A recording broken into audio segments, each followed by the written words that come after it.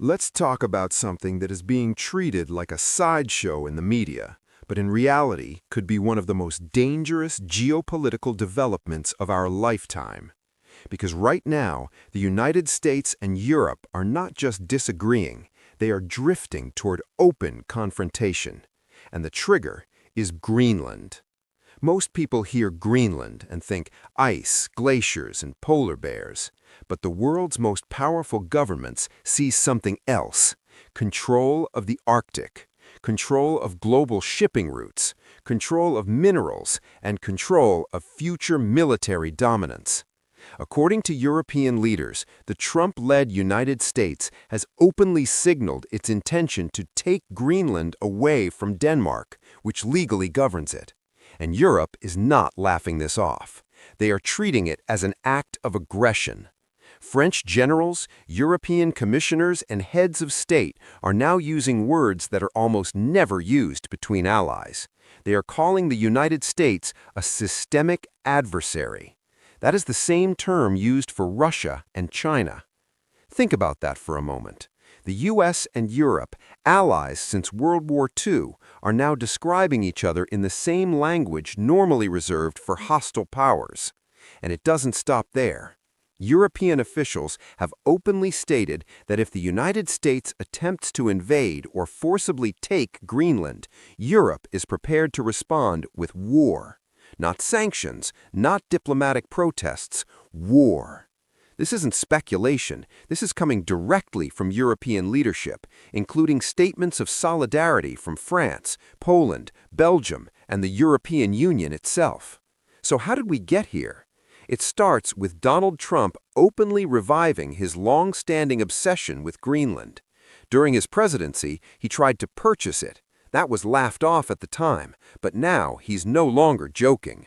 Trump has appointed a so-called special envoy to Greenland, the governor of Louisiana, who has gone on television claiming that Greenland should belong to the United States, just like Louisiana once changed hands centuries ago.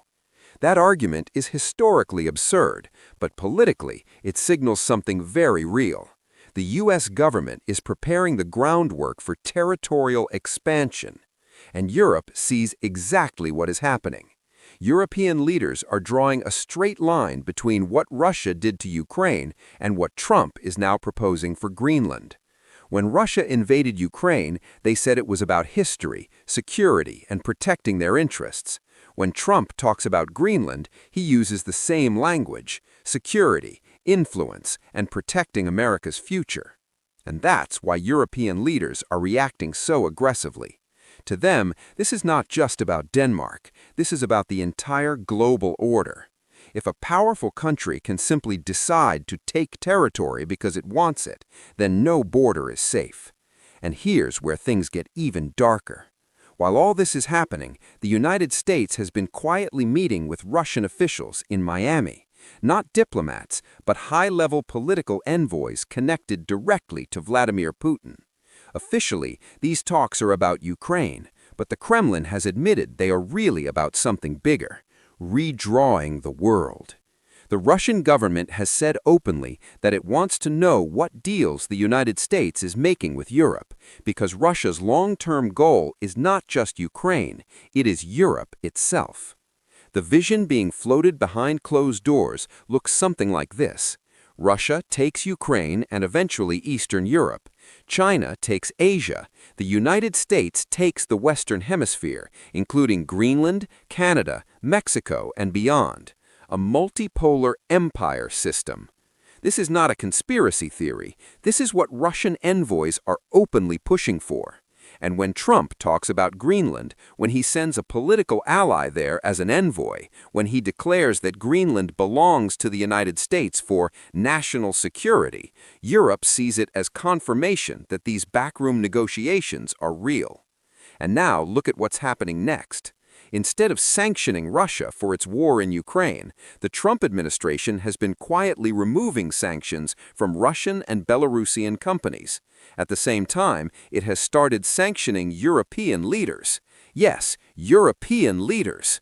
Germany's leading voice against hate speech and disinformation, a former French EU commissioner, High-ranking European officials, they are now banned from entering the United States.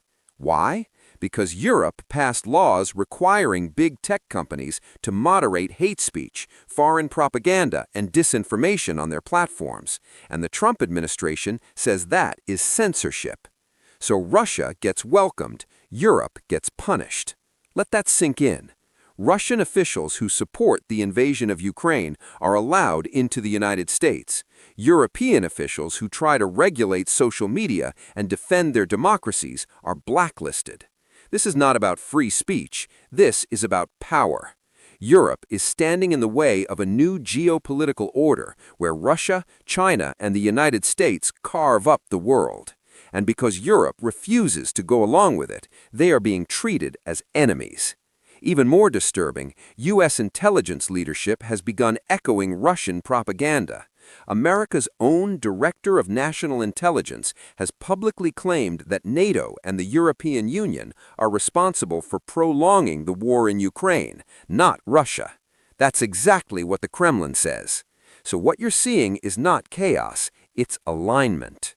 Trump's America is aligning with Putin's Russia against Europe, and Greenland is the battlefield. Europe is now drawing a line and saying, you will not take our territory. You will not rewrite international law. You will not bully smaller nations into submission. And for the first time since World War II, Europe is openly preparing for the possibility of war with the United States. That is how serious this is. The media treats Greenland like a joke, but Greenland sits on top of rare earth minerals, controls Arctic shipping lanes, and holds the key to future military dominance in the North. Whoever controls the Arctic controls the next century of global power. That is why Trump wants it. That is why Russia supports him. That is why Europe is panicking. This isn't about ice. This is about empire. And unless people start paying attention, we may wake up one day to find that the world has quietly slipped into a new Cold War, not between East and West, but between America and the very allies it once claimed to defend.